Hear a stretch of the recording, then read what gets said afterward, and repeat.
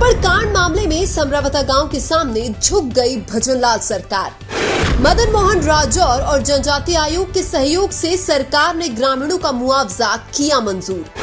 नरेश मीणा के पिताजी से भी सरकार ने ग्रामीणों को मुआवजा देने का किया था वादा। आखिरकार समरावता गांव और नरेश मीणा के चाहने वालों के लिए एक अच्छी खबर आई है। भजनलाल सरकार ने समरावता गांव में हुई आगजनी के नुकसान की भरपाई करने के लिए 31 लाख का मुआवजा मंजूर कर दिया है। लेकिन सरकार ने इतनी आसानी से मुआवजा नहीं दिया है। बहुत से लोगों ने इसके लिए जी तोड़ मेहनत की है, जिसमें नरेश मीणा के करीबी माने जाने वाले मदन मोहन राजौर का भी बहुत बड़ा योगदान है, क्योंकि मदन मोहन राजौर के बिना जनजाति आयोग का समरावता गांव आना और ग्रामीणों को मुआवजा मिलना संभव नहीं था। करौली जिले के रहने वाले मदन मोहन राजौर भारतीय किसान यूनियन राजस्थान के प्रदेश प्रभारी हैं। मदन मोहन राजौर ने समरावता गांव को न्याय दिलाने के लिए केंद्र सरकार के मंत्री, सांसद और जनजाति आयोग से मिलकर न्याय दिलाने की गुहार लगाई थी। मदन मोहन राजौर ने सांसद चंद्रशेखर आजाद और हनुमान बेनीवाल से मिलकर भी समरावता गांव को न्याय दिलाने की मांग की थी। मदन मोहन राजौर की सिफारिश के बाद ही राष्ट्रीय जनजाति आयोग की टीम ने समरावता गांव आकर पूरे घटनाक्रम की जांच की थी।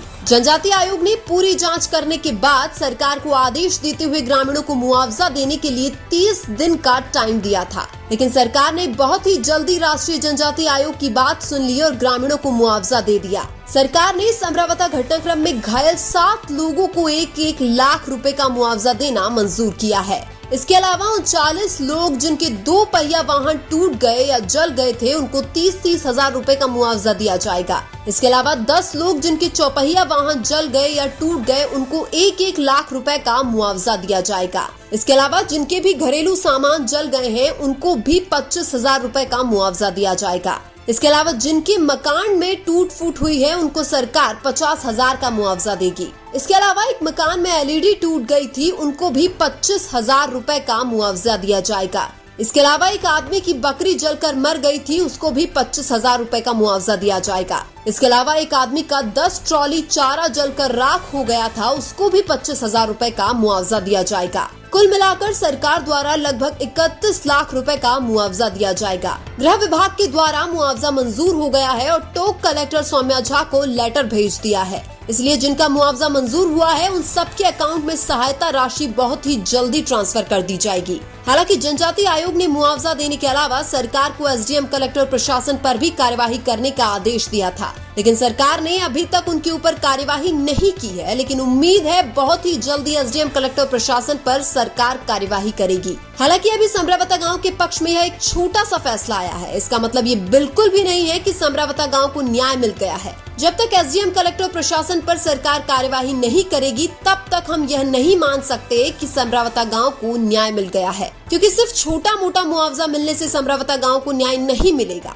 उन सबको भी सजा मिलना जरूरी है जिन्होंने जानबूझकर समरावता गांव के निर्दोष लोगों पर अत्याचार किया था। अगर थप्पड़ नरेश मीणा ने मारा था, तो प्रशासन का अधिकार सिर्फ नरेश मीणा को गिरफ्तार करने का था। रात में लाइट काट कर समरावता गांव के निर्दोष लोगों पर अत्याचार करना प्रशासन के बदले की भावना दिखाता है। जिस प्रशासन की जिम्मेदारी उस गांव की सुरक्षा करने की थी, वही प्रशासन उस गांव पर अत्याचार करने लग जाए तो इसकी जांच होना बहुत जरूरी है, क्योंकि नरेश मीणा को कमजोर करने के लिए नरेश मीणा के साथ खड़े ग्रामीणों पर षड्यंत्र के तहत अत्याचार किया गया था। हालांकि समरावता गांव के लोगों की हिम्मत देखकर यह पता चलता है कि नरेश मीणा के समर्थक भी नरेश मीणा के जैसे बहुत ही बहादुर है। भले ही प्रशासन ने समरावता गांव के लोगों पर अत्याचार किया, लेकिन वो कभी भी डरे नहीं।